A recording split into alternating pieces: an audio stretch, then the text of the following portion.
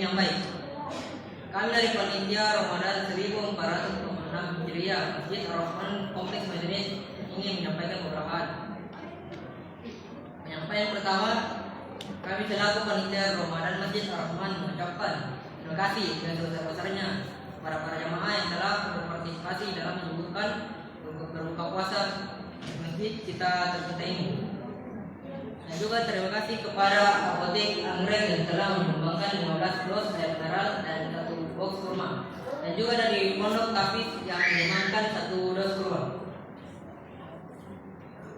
Dan semoga amal dan ibadah Bapak Ibu diterima oleh Allah Subhanahu wa taala dan mendapatkan pahala yang berlipat ganda. Amin.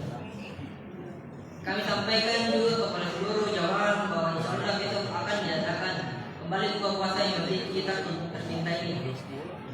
Dan juga sekedar mengingatkan bahwa besok Kamis tanggal 6 bulan 3 ada undangan berbuka puasa di masjid dari keluarga Bapak Azhari.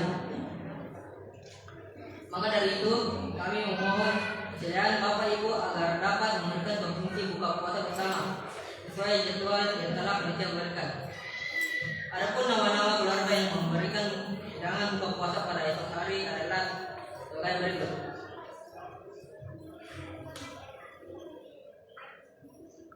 Itu Jalan Anggrek 4, Jalan Melati 4, Jalan Anggrek 5, Jalan Anggrek 6, Jalan Anggrek Belakang, Jalan Melati 2, Jalan Melati 3, Jalan Melati 4, Jalan Melati 5, Jalan Melati 6, Jalan Melati Raya dan Jalan Melati 5 Belakang.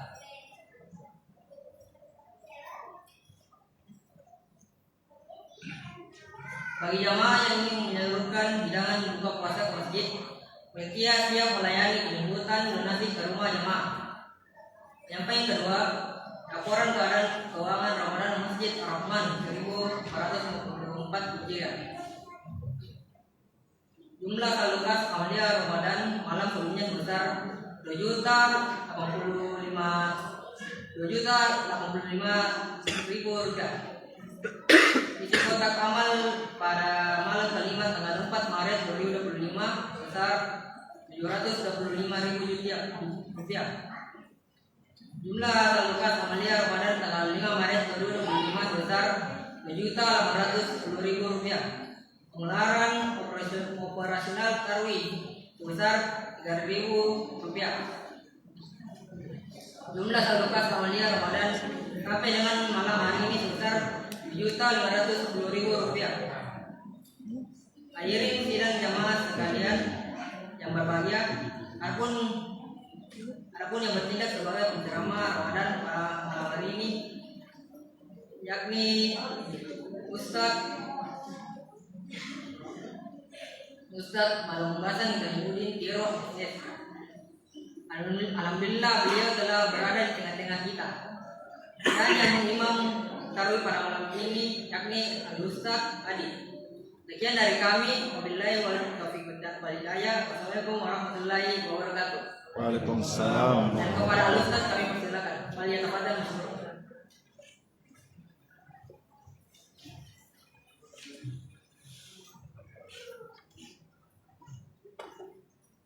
Itu.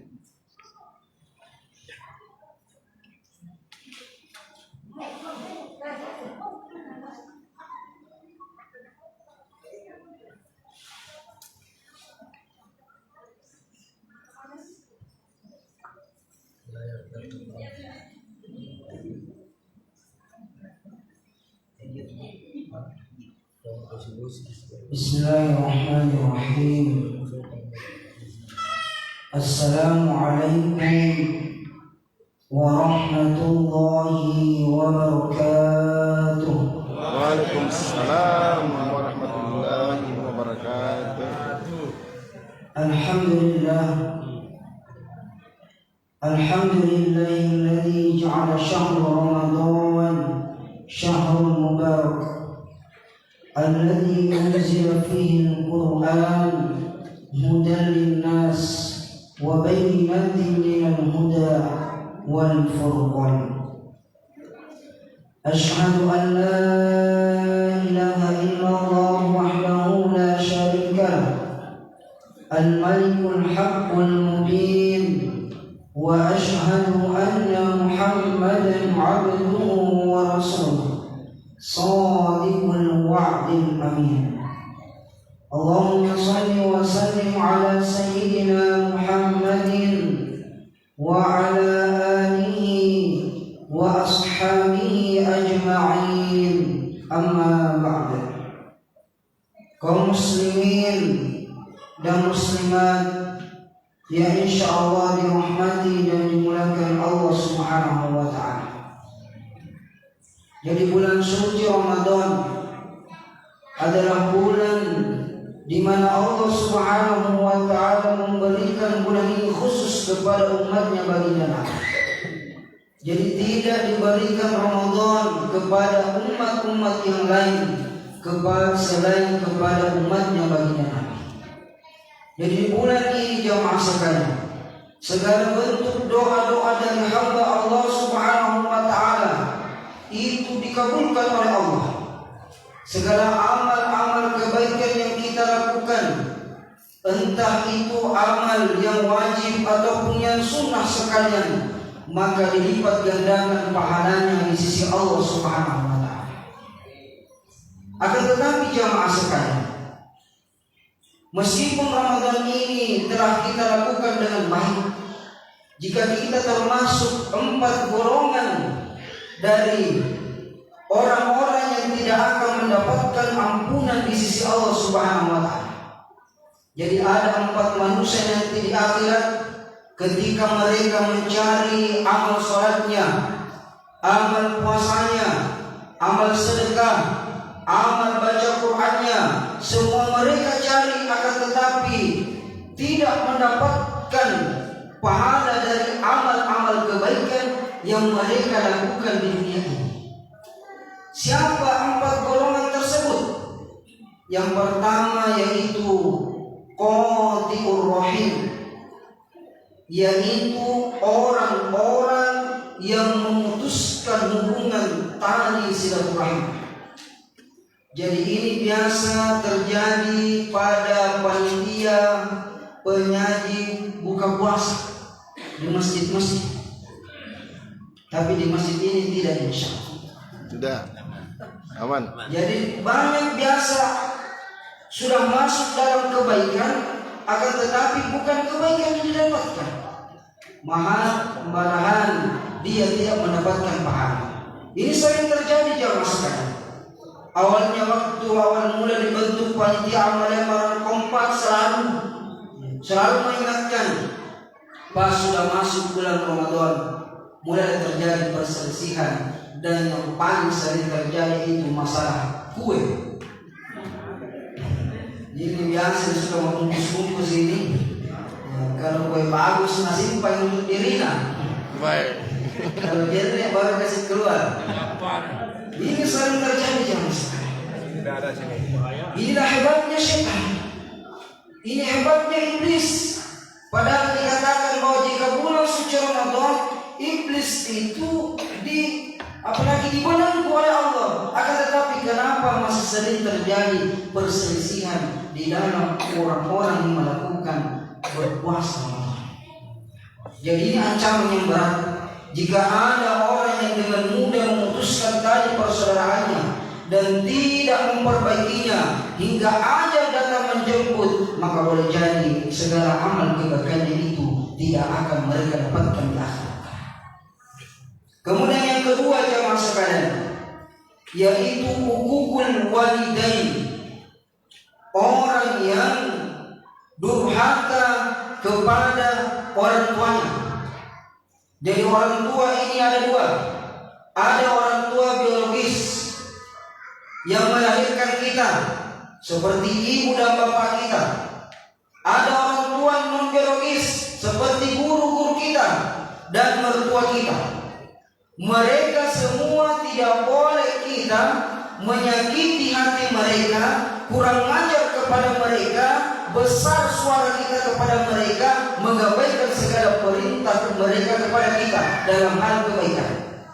Bahkan di dalam riwayat dikatakan birrul walidain, Berbakti, berbuat baik kepada kedua orang tua afdhalu minas shalah, lebih utama daripada salat, waz zakah, zakat, was shaum, puasa, wal hajj, dan haji. Kenapa?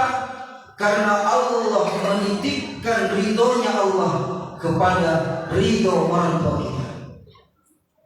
Jadi jika ada anak-anak yang durhaka kepada orang tuanya, yakin dan percaya tidak akan pernah menemukan keselamatan hidup di dunia.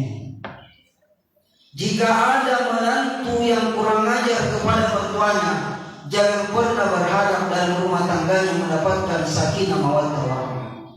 Dan ini merupakan salah satu penyakit di zaman sekarang. Banyak menantu-menantu yang merasa bahwa rumah tangganya retak karena mertua. Banyak menantu yang tidak mau tinggal bersama dengan mertuanya dengan alasan mertua itu terlalu banyak bicaranya, terlalu banyak mengatur-mengaturnya, dan lain sebagainya. Jamaah yang insyaallah dirahmati Allah. Jadi jika kita masih hidup mertua kita, ilmu untuk menghadapi mertua itu cuma satu, jamaah. Sabar. Tidak ada yang lain. Jadi jika mertua kita banyak bicaranya, dengarkan mati bicara, tidak lama itu bicara. Palingan setengah jam. Kalau kita hanya duduk dia mendengarkan, berhenti. Karena memang begitu orang tua kasih. Orang tua di usia tuanya 50, 60, 70 tahun ke atas, dia itu suka berbicara. Dia itu suka menceritakan pengalaman-pengalamannya kepada anak-anaknya, meskipun pengalaman itu sudah beberapa kali diulang. Jadi mama saya itu di rumah, hafal tahu itu di komana pernah cerita pengalamannya dengan bapakku dulu. Kalau nonton kita saya diam. Ya pun mendengar setelah itu mau beratnya berdiri maju. Biasanya juga memang orang tua cepat bangun, setelah bangun sholat subuh, bersih semua rumah. Ya, biasanya menantu merasa tidak enak, bersyukur lagi. Ya, karena dibantu oleh orang tua. Kapan dilarang, pasti itu sensitif, ngambek. Karena memang begitu orang tua. Siapa yang bilang? Bukan ustaz. Allah yang mengatakan, wa minkum may yuraddu ila ardhil umri likai la ya'lamu ba'da ilmin syai'an. Silakan buka juz 14 surah An-Nahl. Dan di antara manusia kata Allah, di usia uzurnya itu kata Allah, maka ini dikembalikan seperti anak. Bagaimana modelnya anak-anak? Anak-anak itu ditanya susah mendengar. Nah, jangan dulu beli ini, masih ada susu di rumah. Oh, mawi. Pokoknya tidak mau kita. Begitu juga orang tua. Karena memang sudah begitu ketetapan Allah. Makanya kita sebagai anak maka harus menerima itu berbesar hati. Kenapa? Karena orang tua kita, mulai ibu kita yang mengandung kita, sudah tersiksa. Ada yang ngidamnya itu ada yang lama, dari awal kehamilan sampai melahirkan, mual terus sampai harus minum obat itu anti mual. Belum lagi ketika melahirkan ibu kita yang bertaruh nyawa, yang setengah mati ibu kita. Apalagi kalau ada ibu yang disesar itu, yang rasa sakitnya dia sering rasakan. Karena apa? Akibat suntikan obat bius pada tulangnya itu. Kemudian bapak kita yang tidak peduli, mau hidup siang, mau hujan, maka dia tetap keluar ke rumah untuk mencarikan nafkah kepada kita agar kita bisa hidup, agar kita bisa seperti teman-teman kita yang lain. Lantas mengapa ketika kita besar, kita memiliki keluarga kita sendiri, kenapa kita mengingatkan orang tua kita? Makanya kita sebagai suami, ada istri kita kasih kita terbaik. Mau mari sama-sama bantu saya, membahagiakan orang tua saya di usia tuanya ini. Agar apa? Di usia tuanya yang merasa tidak sia-sia saya membesarkan anak, karena anak-anak saya itu menjadi orang yang baik, yang merawat saya di usia tua saya. Jadi golongan yang kedua jamaah sekarang. Kemudian golongan yang ketiga kita persingkat karena kuliah ini 20 menit waktu. Ya, golongan yang ketiga ini adalah orang yang meninggal dunia dan meninggalkan utang-utang. Di zaman sekarang ini jamaah sekalian sangat mudah orang berutang karena ada namanya pinjaman online. Anak itu biasa itu pesannya masuk di handphone ini, mudah, cepat, cukup KTP saja. Ini yang bahaya. Nah, dan ini yang membuat salah satu retaknya hubungan dalam rumah tangga akibat pinjaman online dipakai lagi di online. Hancur rumah tangga pasti kalau begitu. Jadi jamaah sekalian, masalah utang ini bukan hal-hal yang remeh. Karena pernah suatu ketika baginda Nabi diminta oleh salah seorang sahabat untuk menyolatkan orang yang telah meninggal pada saat itu. Jadi sebelum Nabi menyolatkan jenazah ini, Nabi bertanya, apakah almarhum ini memiliki utang piutang? Pada saat itu sahabat berkata, ya Rasul, almarhum ini memiliki utang 1 dinar. Maka seketika itu Nabi membatalkan untuk memimpin sholat jenazah dan berkata kepada para sahabatnya, kalian saja yang sholatkan. Jadi ini syarat saking pentingnya atau saking bahayanya ini orang yang meninggalkan utang-utang. Nanti ada sahabat yang mengatakan kepada baginda Nabi, ya Rasul, nanti utangnya saya lunasi. Maka barulah pada saat itu Nabi menyolatkan. Kemudian yang terakhir jamaah sekalian, orang yang tidak akan diterima ibadahnya adalah orang yang takabur, orang yang sombong. Orang yang takabur itu penyebabnya ada beberapa macam. Yang pertama, ada orang sombong karena nasabnya, keturunannya, keturunan bangsawan, sehingga orang-orang yang lain dianggap di bawahnya lebih rendah daripadanya. Yang kedua, karena ilmunya, tinggi ilmunya, merasa lebih hebat, sehingga jika ada orang yang memberitahukan kepada mereka kepada kebaikan, mereka tidak mau mendengarkan.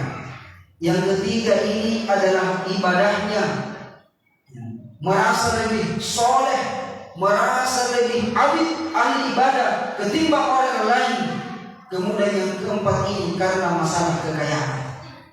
Jadi terkadang ada orang yang kaya karena hartanya bukan mengantarkannya masuk ke dalam surga, justru menjerumuskannya ke dalam neraka. Dan orang-orang yang sombong karena hartanya ini jamaah sekalian, itu pasti akan langsung dihinakan oleh Allah.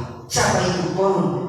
Jadi Qarun itu dalam Quran surah Al-Qasas 20, Allah Subhanahu wa taala menceritakan fa kharaja 'ala qaumihi fi zinati. Jadi Qarun itu kalau keluar di masyarakat banyak memperlihatkan kemewahannya. Kan biasa itu sekarang kalau di media itu sosial media seorang perlihatkan semua emasnya, kekayaannya, bagi-bagi uang, seperti begini. Seperti itu modelnya Qarun. Fa kharaja 'ala qaumihi fi zinati. Sehingga orang-orang yang melihatnya, innahu lahu hadzin 'adzim. Beruntungnya itu sangat Qarun. Pasti kalau kita melihat orang-orang yang memberikan kemewahan, banyak kemewahannya, beruntungnya. Tetapi pada saat itu pula lah Allah melaknat Qarun karena sombong terhadap hartanya. Fa khasafna bihi wa bidarihi.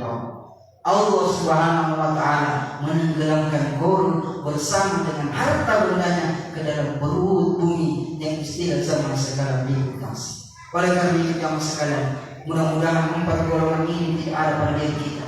Kalaupun kita merasa marah kemari, mulai sekarang kita memohon kepada Allah Subhanahu wa taala agar apa? Allah masih membuka pintu tobat kepada kita sehingga nanti di akhirat kelak kita termasuk orang-orang yang diselamatkan oleh Allah Subhanahu wa taala. Terima kasih segala perhatian yang mohon dimaafkan. Saya ucapkan assalamualaikum warahmatullahi